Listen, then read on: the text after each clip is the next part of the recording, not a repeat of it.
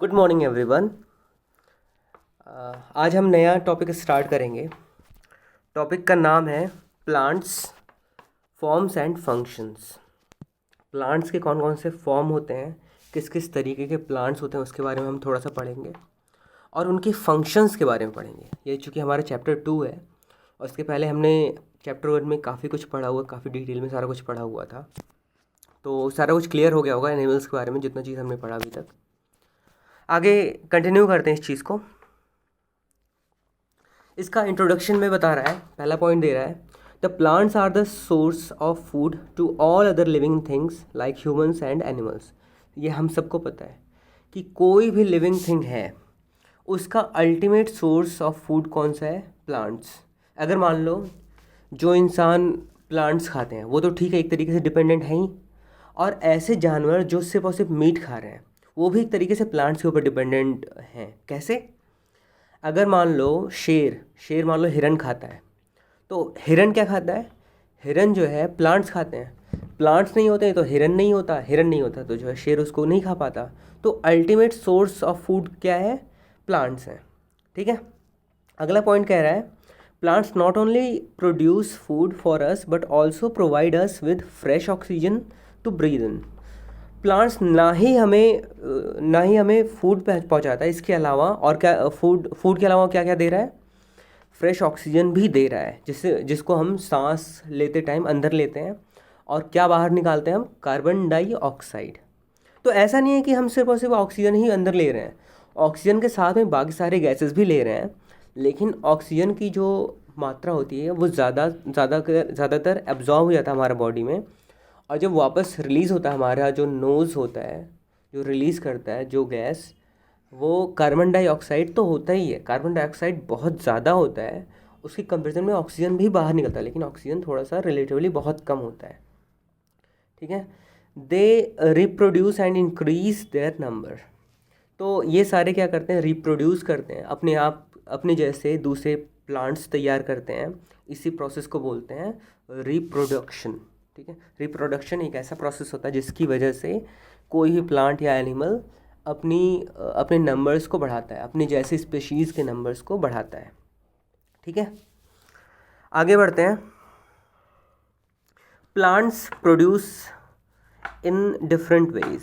They reproduce through, कौन कौन से तरीके से रिप्रोड्यूस कर सकते हैं? सीड्स एक तरीका होता है जिसकी वजह से ये अपने नंबर्स को बढ़ा सकते हैं। स्टेम्स की वजह से जो अपने नंबर्स को बढ़ा सकते हैं। रूट्स की वजह से, रूट एक रीज़न हो सकता है जिसकी वजह से ये अपने नंबर्स को बढ़ा सकते हैं। लीव्स से भी अपने नंबर्स को ये बढ़ा सकते हैं। एंड स्पोर्स, स्पोर्स भी एक तरीके से सीड्स जैसा ही होता है, लेकिन सीड नहीं होता है। स्पोर्स जो होते हैं वो सारे पेड़ पौधे में भी नहीं मिलते हैं। स्पोर को वैसे हिंदी में बीजाणु बोलते हैं, और इसमें जो है सीड्स नहीं होते हैं, लेकिन अगर ये ज़मीन पे गिर गया तो बिल्कुल सीड जैसा ही काम करता है। ये भी एक नए प्लांट को उगाने में मदद करता है। ठीक है। ये भी एक तरीके से नए प्लांट तैयार होने में रिस्पॉन्सिबल होता है। ठीक है। इसके बारे में हम आगे देखेंगे, हम पिक्चर में देखेंगे तो ज़्यादा अच्छे से समझ में भी आएगा। आगे कंटिन्यू करते हैं। सीड्स से कैसे रिप्रोडक्शन होता है? हम सबको वैसे आइडिया तो है ही इसके बारे में, सीड्स के बारे में। सीड्स से बहुत सारे पेड़ पौधे तैयार होते हैं। सीड्स मैंने डाल दिया किसी खेत में, तो वो जो है कुछ दिनों में उससे नया पौधा उगने लगता है। लेकिन इसको अगर हम किसी लैंग्वेज में लिखना हो अगर, तो कैसे लिखेंगे उसके बारे में थोड़ा सा लिखा हुआ है। इसमें पॉइंट्स में दिया हुआ है। सबसे पहला point, a seed can be a pip. जो एप्पल सीड्स होते हैं उसको क्या बोलते हैं? पिप। और अ नट, जो वॉलनट एक एग्जाम्पल है। वॉलनट आपको पता होगा, अखरोट। ठीक है। अखरोट एक तरीके का नट है। फिर ग्राउंड नट एक तरीके का नट है। ग्राउंड नट मूंगफली जो होती है। इसके अलावा भी कई सारे और नट्स होते हैं, उसके बारे में भी आप पता कर सकते हो, या आपको शायद पहले से आइडिया होगा। अगर आपको पता हो तो आप आपस में डिस्कस कर सकते हो। और अब बीन तो आपने देखा ही है। पल्सेस और पीस, ये सारे जो होते हैं बीन्स के कैटेगरी में आते हैं। इसके अलावा राजमा तो बहुत ही ज़्यादा फेमस है, जो एक प्रॉपर बीन है। राजमा को इंग्लिश में बोलते हैं किडनी बीन्स। ठीक है। इसके अलावा फ्रेंच बीन्स भी होते हैं। ये सारे बीन्स के टाइप्स हैं। क्लियर है? A pine cone has seeds inside it. A pine cone जो होता है उसके सीड्स उसके अंदर होते हैं। खास करके बहुत सारे ऐसे फ्रूट्स होते हैं जिनके सीड्स उनके अंदर ही होते हैं। ठीक है। अगला पॉइंट कह रहा है most plants bear flowers, once flowers bloom they turn brown, the petals fall off and they change into fruits. अब देखो ये एक पूरा प्रोसेस एक ही लाइन में दिया हुआ है, तो इस प्रोसेस को थोड़ा सा समझने की ज़रूरत है हमें कि, और ये जो भी प्रोसेस हो रहा है ये बहुत ही आराम से होता है। ये नहीं कि 2 मिनट में या 5 मिनट में हो गया। ये प्रोसेस होने में बहुत सारा टाइम, कई हफ्ते भी लग सकते हैं। तो कह रहा है कि बहुत जो प्लांट्स में फ्लावर्स होते हैं वो फ्लावर्स पहले ब्लूम होते हैं, वो फ्लावर्स पहले खिलेंगे, उसके बाद खिलने के बाद कुछ दिनों बाद वो ब्राउन कलर में चेंज होने लगते हैं। उसका जो कलर होगा धीरे धीरे डल होने लगता है, ब्राउन कलर में चेंज होने लगता है, उसकी पत्तियाँ धीरे धीरे सूखने लगेंगी। पेटल्स क्या होते हैं? पेटल्स जो पंखुड़ियाँ होती हैं किसी भी फूल की, उसको बोलते हैं पेटल्स। तो पेटल्स ही बेसिकली ब्राउन कलर में चेंज होता है। ठीक है। और जब ब्राउन कलर में चेंज होगा तो उसके बाद वो सूख जाएगा और धीरे धीरे एक टाइम ऐसा आएगा कि वो उसके जो सारे पेटल्स थे वो सारे के सारे पेटल्स गिर गए। ठीक है।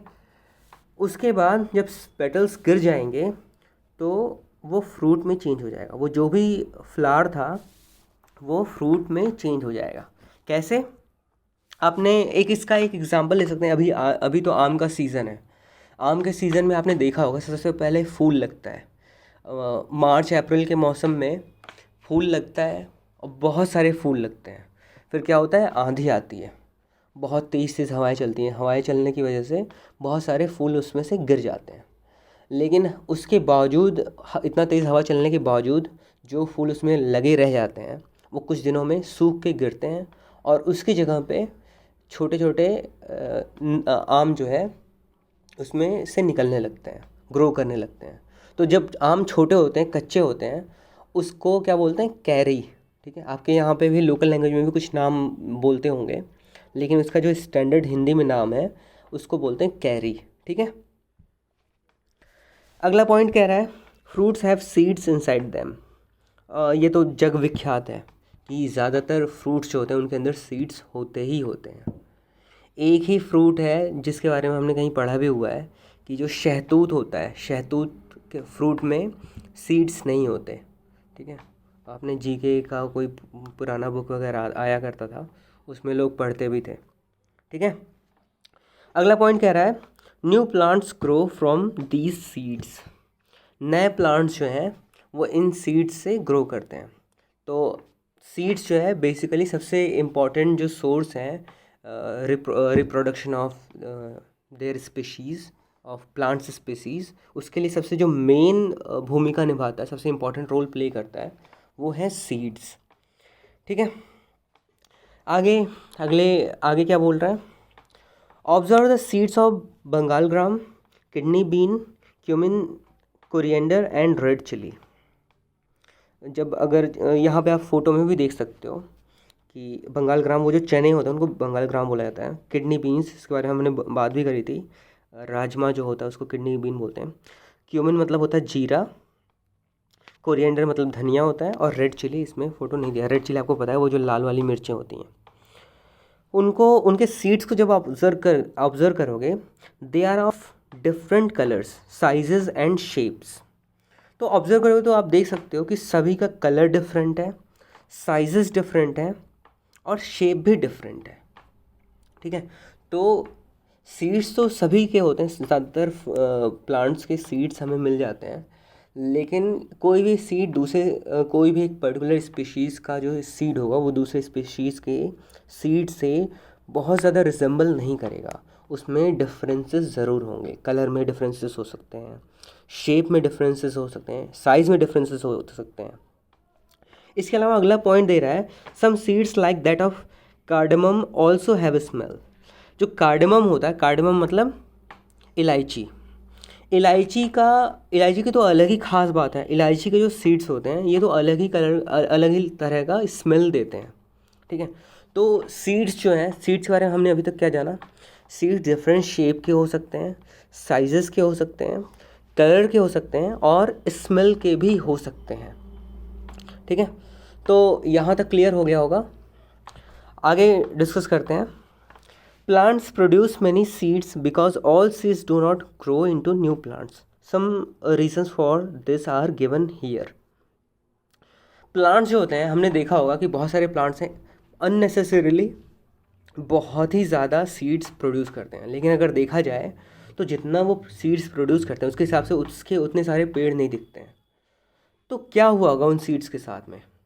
तो उसके पीछे रीज़न दिया हुआ है कि उन सीड्स के साथ क्या होता होगा। सीड्स जो है वो इतने सीड्स की वजह से इतने सारे पौधे क्यों नहीं उग रहे हैं, इतनी ज़्यादा उनकी संख्या क्यों नहीं है? उसके लिए सबसे पहला पॉइंट दिया हुआ है, some seeds are not healthy and do not germinate. तो देखो, सीड्स को हेल्दी होना बहुत ज़रूरी है। अगर उसके हेल्थ में थोड़ी सी प्रॉब्लम है, अगर अच्छे से उसके अंदर जो चीज़ें डेवलप करनी थी वो अच्छे से नहीं है, उसके अंदर जो फूड हुआ करता है वो फूड अच्छे से नहीं है, तो वो हेल्दी नहीं होगा। हेल्दी नहीं होगा तो फिर वो पौधा अच्छे से नहीं हो पाएगा या ग्रो करना स्टार्ट ही नहीं कर पाएगा। अगला पॉइंट कह रहा है, some seeds are destroyed by wind or heavy rains. कुछ सीड्स को क्या होता है कि या तो विंड इतना तेज़ चलता है कि विंड की वजह से वो उड़ के कहीं ऐसे जगह पे जाके टकरा जाते हैं या डिस्ट्रॉय होते हैं, कहीं पे मसल जाते हैं कि जो है फिर वो दोबारा से उगने लायक नहीं रह जाते। या फिर बहुत ज़्यादा बारिश हो गई, बहुत ज़्यादा बारिश हो गई तो वो ऐसे जगह जाके पहुंच गया कि जहाँ पे बहुत ही ज़्यादा इसको पानी लग गया तो वो कुछ देर में सड़ना स्टार्ट कर देता है। तो सड़ना स्टार्ट करेगा तो भी जो है इसकी ग्रोथ रुक जाएगी तो ये प्रोड्यूस नहीं कर पाएगा नया पौधा। नेक्स्ट पॉइंट कह रहा है, some seeds are eaten by animals, insects and birds. कुछ ऐसे सीड्स होते हैं जिनको एनिमल्स, इंसेक्ट्स या फिर बर्ड्स खा लेते हैं। कई बार जानबूझ के खाते हैं, कई बार गलती से खाते हैं। जैसे जो छोटे छोटे बर्ड्स होते हैं वो ज़्यादातर सीड्स वगैरह खाना पसंद करते हैं। ठीक है, लास्ट पॉइंट कह रहा है, some seeds do not get the right conditions to germinate. मान लो एक सीड है तुम्हारे पास और वो बहुत ही ज़्यादा हेल्दी है, लेकिन हेल्दी होना ही काफ़ी नहीं है ना, उसको प्रॉपर कंडीशंस चाहिए, उसको प्रॉपर धूप चाहिए, उसको प्रॉपर पानी चाहिए, उसको प्रॉपर जो है फील्ड चाहिए जिसकी फर्टिलिटी अच्छी हो। तो सारी कंडीशंस जब ये मीट करेगा तब जाके एक नया प्लांट जर्मिनेट कर पाएगा। ठीक है, तो आई होप यहाँ तक क्लियर हो गया होगा। ये सारे पॉइंट्स आपको याद रखने हैं, ये चारों पॉइंट्स बहुत ही इंपॉर्टेंट पॉइंट्स हैं, याद रखना बहुत ज़रूरी है। आज यहीं रहने देते हैं, बाकी नेक्स्ट वीडियो में हम कंटिन्यू करेंगे। Thank you.